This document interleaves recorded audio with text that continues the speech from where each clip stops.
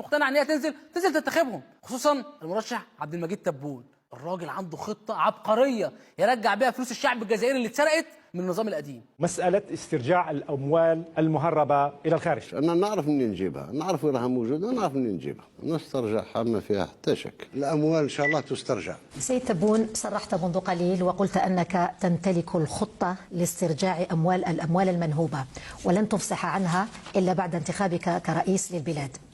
هل ستفصح عن هذه الخطه في حال عدم فوزك في الانتخابات للرئيس المنتخب؟ لا. لا ايه هو انت بتدي ضرتك طريقه خلطه كنتاكي؟ دي فلوس البلد، يعني من غير ما حد يطلبها المفروض تقول الخطه. ولا انت عامل خطه تانية؟ لا، لو اللي في بالي تبقى خطه حلوه اللي هي الناس تنزل تنتخبوا فضول، مش البرنامج الانتخابي. لا، عايزين يعرفوا الفلوس فين، هيموتوا كده. لا، واحتمال يقول لهم في الفتره الثانيه كمان مش الاولى. يعني افرض قال في الفتره الاولى راحوا ماشيينه بثوره، ما ينفعش.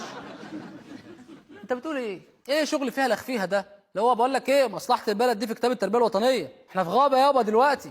انا اخلي الرئيس يجي لحد عندي ذليل كده عشان اقول له نرجع فلوس البلد ازاي. ده يا جماعه عبد المجيد تبون رمز الست اللي سايبه بيت جوزها. ده مش بيقدم برنامج انتخابي، ده بيقدم في برنامج المسامح كريم. لا بس بقول لك ايه، انا عندي بقى خطه احسن من بتاعتك نرجع بيها الفلوس من النظام القديم. قول لي ازاي؟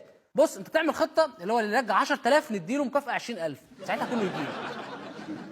لا بصراحه مش مقنع، انا اسف. طب بص، دي في واحده بقى مجربه واستخدمناها قبل كده. بص، انت اسجنهم كلهم في الريتس وخد الفلوس اعزمهم على حفلات مالهاش لازمه بفلوسهم. مش حلوه برضه؟ بس جرب. لا. يعني ما شاء الله الاعلام هو بيعمل لقاءات ومناظرات، مش واخدين بالكم بالحراك اللي بقاله في الشارع 10 شهور؟ يعني هتقنعوا الشباب ازاي اللي في الشارع ان هم ينزلوا يرشحوا ناس في انتخابات مشكوك في نزاهتها اصلا؟ اكيد يعني لو دعبسنا كده في اي مشروع انتخابي من الناس اللي مرشحه نفسها هنلاقي حاجه فعلا بتمس الشباب الجزائري. التأكيد على عنصر الشباب والاستثمار فيه من أهم النقاط التي يرتكز عليها برنامج المترشح عبد العزيز بالعيد. فالبرنامج تاعي الشباب يلعب أيضا دور في الدبلوماسية الجزائرية. نحمل اهتمامات وآمال هذا الشباب، لازم اليوم الشباب نعطيهم حقا فرصة باش يسيروا البلاد نتاعهم. إدراج وإقحام الشباب في المسؤوليات في كل المستويات. الشباب حاضر الجزائر الآن. رافع المترشح للرئاسيات عبد المجيد تبون عن الشباب وعن ضرورة تقليدهم مناصب المسؤولية. بالنسبه للشباب مثل ما توعدت به على مستوى الوطني، راها لكم ان شاء الله. الجزائر أكثر من ثلثيها هم من الشباب، فقط لأننا همشنا الشباب الجزائري. كان المفروض درك يكون واحد يقود في الدولة مثل سي بومدين عمره 32 سنة، وعيب بأن العجائز هما اللي يحكموا ونخلوا الشباب أنا والله قلت للشعب الجزائري راني حشمان باش ترشح. والله بس هنعمل ايه بقى؟ الظروف ساعات بتجبر الواحد على حاجات هو مش حاببها. حشمان ان انا اترشحت، يعني اللي هي مكسوف، يعني مكسوف ان مفيش شباب لدرجة ان انا اترشحت.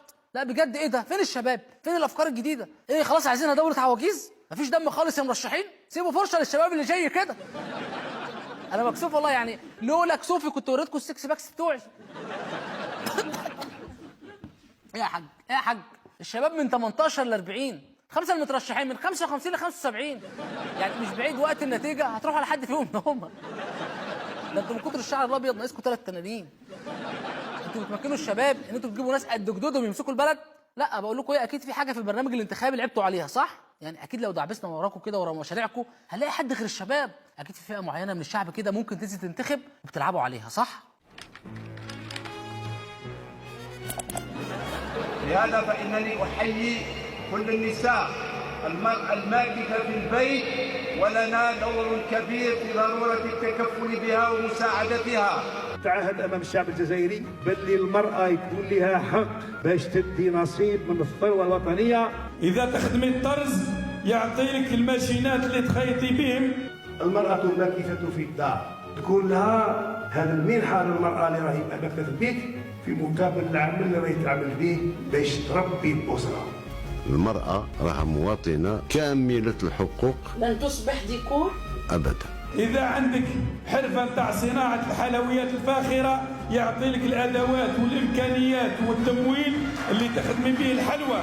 بالنسبة للأمهات الماكثات في البيوت ممكن ندير لهم برنامج خفيف، يعني القروض المصغرة لها تعاون زوجها، ترفع قدرات مدخول الأسرة. أي مرأة ولو عندها ماجستير واختارت أن يكون عملها هي المساهمة في بناء وتربية النشء وبناء العقلية السليمة، وأن تبقى في بيتها، عبد القادر بن قرينة يمولك بالمجان وما يحتاج حتى قرض. بالنسبة لي نسير لازم له قدرة كبيرة على تسير الرجال. تراو النساء ما نساوش، أنا في كثير من الأحيان لما نتكلم على تسير الرجال يعني أنا لأن ما نديرش فرق بين الرجل والمرأة.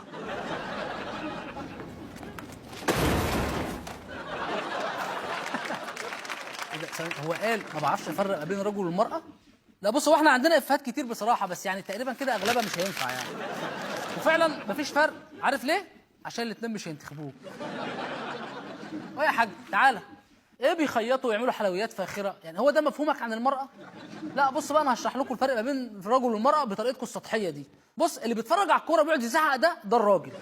المرأة بقى بتتفرج على مسلسلات تركي، لو قلت لها هاي ازيك تقول لك هاي زيي؟ انت قصدك ان انا اتخنت يعني؟ بس يعني هو ده الفرق على حسب كلامكم انتوا. وثواني، يعني لو المرأة معاها ماجستير وعايزة تقعد في البيت هتديها فلوس؟ انت ليه مصر تقعد المرأة في البيت؟ يعني مرة تخليها تخيط ومرة تخليها تعمل حلويات فاخرة. يعني حتى يوم ما تدرس قاعدة في البيت ده كده مش مشروع انتخابي، ده كده بيات شتوي. وريك التبون قال ايه؟ لن تصبح ديكور أبدا. لا لن تصبح ديكور. بس عارف لو خسرتوني مش هتشوف الشمس تاني. لا فيها لخفيها، ده مشروع الانتخابي. انتوا جايبين مرشحين رئاسيين اغلبهم مؤيدين لنظام بوتفليقه، وكمان بتملوهم يقولوا ايه؟ لا بصراحه ليهم حق الشعب الجزائري يتظاهر. طبعا الجزائر تستاهل انتخابات حقيقيه ومرشحين حقيقيين احسن من كده. انا من البرنامج ده بقلبي مع المتظاهرين في كل شوارع الجزائر، المتظاهرين الاطهار الاشراف. أثارت تصريحات وزير الداخلية صلاح الدين دحبون جدلا واسعا، تصريحات وصف فيها معارضي الانتخابات الرئاسية المقبلة بالخونة والمرتزقة والشواذ والمثليين. اليوم الاستعمار أو ما بقي بالاستعمار الآن هو فكر استعماري، وهذا الفكر الاستعماري يستعمل فيه بعض من أولادنا الجزائريين أو أشباه الجزائريين من خونة ومرتزقة وشواذ ومثليين وعبدة شيطان واكلين ربا ومال يتامى، وبيشربوا من نفس اللي بيشرب منه يوسف علوي. بس ما هي ظابطت بقى، هو قال خونة ومرتزقة شواذ ومثليين الاثنين. ده ايه ده؟ ده وزير الداخلية الجزائري. ايه ده؟ امال عامل زي العيل اللي بيجيب هدايا للمثل كده. يعني رئيس الاركان خونهم قبل كده، ودلوقتي وزير الداخليه ده ناقص وزير التعليم بقى يعمل لهم استدعاء ولي امر. المظاهرات في الجزائر من دلوقتي بيقولوا يسقط الرئيس القادم. يعني ايه رئيس بيجي بيقول بسم الله الرحمن الرحيم كده وعايز الشعب في ظهري عشان الدنيا تمشي معانا بقى؟ بس اول مره في الوطن العربي نشوف 5 مرشحين مش بيتنافسوا على مين هيبقى الرئيس، بيتنافسوا على مين اللي هيسقط الاول.